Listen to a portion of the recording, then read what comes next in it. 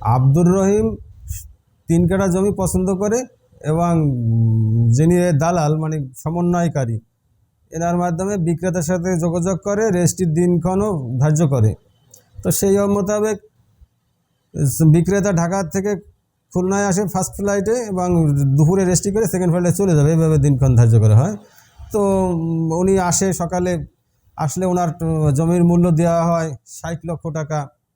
উনি ব্যাংকে জমা দিয়ে তারপরে রেজিস্ট্রি অফিসে আসে, জমি রেজিস্ট্রির জন্য 4টা পে অর্ডার করতে হয়, তাও করে। সব কিছু রেডি। 2:30টার দিকে রেজিস্ট্রার মহোদয়ের কাছে দলিল যখন দাখিল করা হয়, তখন রেজিস্ট্রার মহোদয় কাগজপত্র পর্যালোচনা করে দেখে কি জমি রেজিস্ট্রি করার মতো না, সমস্যা আছে। তখন সে বলে কি তোমাদের এই কাগজ ঠিক না করলে জমি রেজিস্ট্রি হবে না। এখন তো ক্রেতা আব্দুর রহিম তো একেবারে মাঠে মারা যাওয়ার মতো অবস্থা, মুখ টুকটা শুকিয়ে গেছে, গলায় ঢোক গেলতে করতেছে না। কেন এই টাকা তো আর ফেরত পাবে না, সে তো আর দেবে না বিক্রেতা। এখন সবাই বলতেছে তাহলে কাগজপত্র আগে দেখো নাই কেন। এই নিয়ে হট্টগোল হইলো। এক পর্যায়ে আব্দুর রহিম সাহেব ওই টেনশন নিয়ে বাড়িতে আসলো, আর ওই বিক্রেতা চলে গেল ঢাকায়।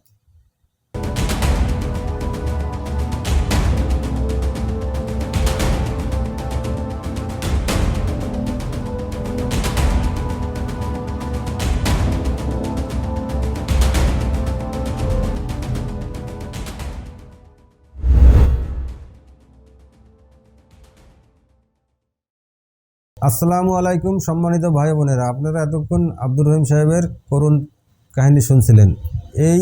তার যে দুরবস্থা, এর জন্য দায়ী কে? আমার মনে হয় এর জন্য 2 জন দায়ী। এক হলো দলিল লেখক দায়ী। দলিল লেখকের জ্ঞান আছে কিনা জানি না, সে তো কাগজ দেখেই বলতো যে নেভার, এ কোনোদিন হয় না, রেজিস্ট্রি হয় না, 2 নাম 2 রকম, আপনারা চেঞ্জ করেন, কাগজ ঠিক করে আনেন। কিন্তু সে বলে নাই কেন আল্লাহ জানে।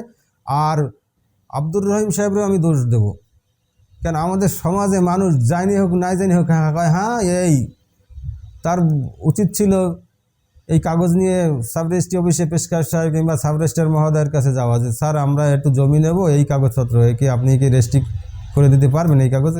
বলতো যে হ্যাঁ হবে, তাহলে তুমি পেমেন্ট করো। সে যদি বলতো না হবে না, তাহলে পেমেন্ট কি, একেবারে সাথে সাথে আউট। এইটুকুনি মাথায় ধরে নাই। বাংলাদেশের অবস্থা তো এরকমই। আপনি এক জায়গায় রোডে জিজ্ঞেস করেন ভাই অমুক ঠিকানা যান, একটা লোক বুঝে হোক না কবে হ্যাঁ এইদিকে যান। আমার জীবনে একবার ঘটনা, আমরা 2টা মোটরসাইকেল নিয়ে 4 জন আর এক শহরে গেছিলাম বেড়াইতে, বলছিলাম ভাই একটা লোক রয়েছে, এই ঠিকানা কোথায়? সে বলে কি এই দিক। কিছুদিন যাওয়ার পর দেখি কি না এইদিক না, ভুল, এইদিকে ছিল। তো এইরকম আপনার উচিত হবে, আপনি ওই দলিল লেখকরে দিয়েছেন, তারপরেও আরেকজন লেখকরে দেওয়া উচিত ছিল কাগজটা, যে ভাই আমি এটা রেজিস্ট্রি করবো, রেজিস্ট্রি হবে কি না। তারে 500-1000 টাকা ফিস দিতেন। এইটুক যদি দিতেন তাহলে এত বড় একটা বিপদ হইতো না। তো প্রত্যেকের উচিত নিজ নামে জমি খরিদ করার আগে একাধিক দলিল লেখকরে দেখাবেন। 200-500 টাকা গেলে সমস্যা নাই, একজন লয়ারে দেখাবেন।